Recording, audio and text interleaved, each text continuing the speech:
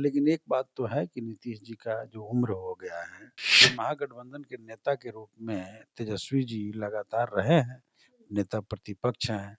तो अभी तो मैं नहीं समझता हूँ कि कोई नया चेहरे की बात आ रही है।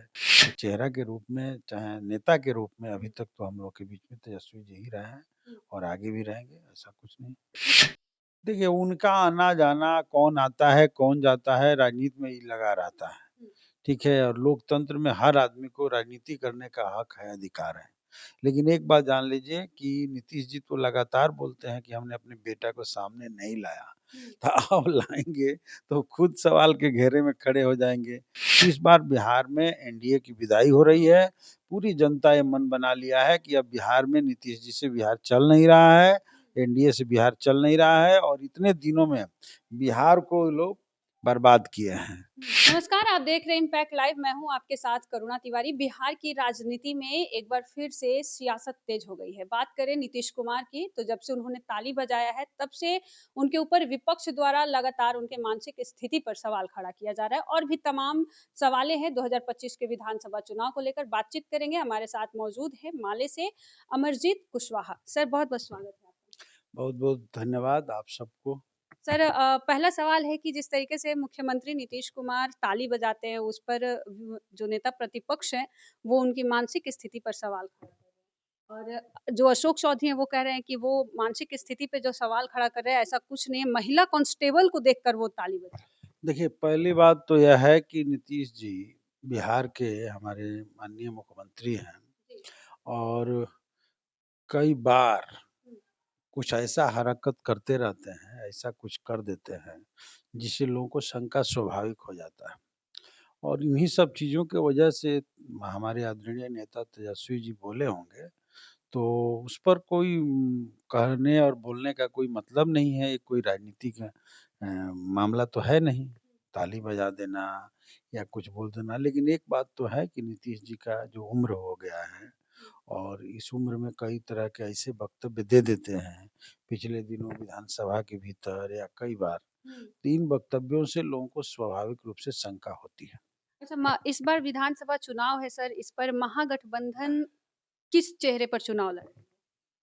देखिए, महागठबंधन तो लगातार आप देख रहे हैं कि एक गठबंधन बना कर के अपना जनता के मुद्दों पर संघर्ष कर रहा है, लड़ रहा है। जी। और जहाँ तक चेहरे की बात है, तो हमारे महागठबंधन के नेता के रूप में तेजस्वी जी लगातार रहे हैं, नेता प्रतिपक्ष हैं। तो अभी तो मैं नहीं समझता हूँ कि कोई नया चेहरे की बात आ रही है और मैं ये भी नहीं समझ पाता हूँ कि महागठबंधन तो ये बात साफ जानिए कि एक कई दलों का और जो लोकतांत्रिक और वाम शक्तियाँ हैं उनको मिला कर के बना है और जनता के मुद्दों पर आगे बढ़ रहा है। तो फिर आगे बैठा जाएगा, बातचीत होगी, ये कोई बड़ी बात नहीं है। चेहरा का कोई ऐसा कोई बात तो है नहीं। लेकिन अभी तक तो तेजस्वी जी ही लगातार जो है सामने में। अच्छा, कहीं न कहीं पप्पू यादव का भी चेहरा ऐसा खबरों में बना हुआ है कि वो भी मुख्यमंत्री के दावेदार माने जा नहीं, हम लोग ऐसा कुछ नहीं समझते हैं। हम लोग महागठबंधन के पूरे चीज़ों को का एक ही बात है और महागठबंधन के चेहरा के रूप में, चाहे नेता के रूप में अभी तक तो हम लोग के बीच में तेजस्वी जी ही रहे हैं हुँ। और आगे भी रहेंगे, ऐसा कुछ नहीं। नीतीश कुमार के बेटा निशांत की भी राजनीति में एंट्री हो रही है। क्या उनके आने से तेजस्वी यादव मुख्यमंत्री बन देखिए, उनका आना-जाना, कौन आता है, कौन जाता है, राजनीति में ही लगा रहता है। हुँ।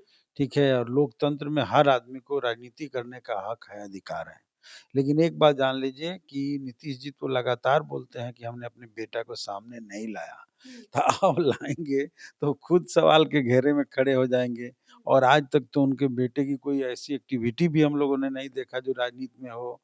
तो अब क्या होगा उस समय बताएगा, लेकिन हम समझ रहे हैं कि अभी बिहार में महागठबंधन एकजुट भी है और महागठबंधन की सरकार बननी तय है और भारी बहुमत से बनेगा। इस बार बिहार में एनडीए की विदाई हो रही है। पूरी जनता ये मन बना लिया है कि अब बिहार में नीतीश जी से बिहार चल नहीं रहा है, एनडीए से बिहार चल नहीं रहा है और इतने दिनों में बिहार को लोग बर्बाद किए हैं। हुँ। सच कहिए तो बिहार को कुछ नहीं मिला। 20 सालों के भीतर बिहार को कुछ नहीं मिला। अच्छा सर, एक सवाल और है कि तेजस्वी यादव अभी जैसे-जैसे चुनाव आ रहा है, वैसे-वैसे वो एक्टिव हो रहे हैं, किसानों से वो उनके खेतों में जाकर हल जानना चाहते हैं, उनसे बात कर रहे हैं। जब चुनाव आता है तभी याद आता है? देखिए, नेता का काम है अपना जनता के बीच, वो तो एक दिन और भी गए थे सरसों के खेत में, अभी आलू के खेत में और जनता का दुख-सुख जानना कोई गलत तो नहीं है और चुनाव आ रहा है इसलिए जा रहे हैं, ऐसा तो नहीं है। तेजस्वी जी लगातार हुँ। काम कर रहे हैं, संघर्ष कर रहे हैं, उसमें कहीं से दिक्कत की बात नहीं है। चुनाव की क्या तैयारी हो रही है? जो विधानसभा चुनाव की देखिए, हम लोग की तैयारी जनता के मुद्दों पर संघर्ष रहता है। हुँ, हम लोग जनता के मुद्दों पर संघर्ष किए हुए हैं। अभी हमारे पार्टी महासचिव दीपंकर भट्टाचार्य बिहार में गरीबों को हक मिले, अधिकार मिले, उनको 2 लाख रुपया मिले, उनको 200 यूनिट बिजली फ्री मिले, उन महिलाओं को 2500 रुपया मिले, इन सारे मुद्दों को लेकर और बिहार के भीतर सामंती अपराधी ताकतों का जो मनोबल बढ़ा है, गरीबों पर हमले हुए हैं, दलितों पर हमले हुए हैं। अभी देख रहे हैं कि जाति सूचक शब्द का इस्तेमाल किया जा रहा है, बताइए एमएलए तक को भी बिहार के भीतर। हुँ, तो इन सारे मुद्दों को समाहित करते हुए एक नए बिहार बने, इसके लिए हम लोग लड़ाई तेज किए हैं और हमारी पदयात्राएँ चल रही है। हुँ। और बिहार के जो स्कीम वर्कर्स हैं, विभिन्न ठेका मानदेय कर्मी हैं और विभिन्न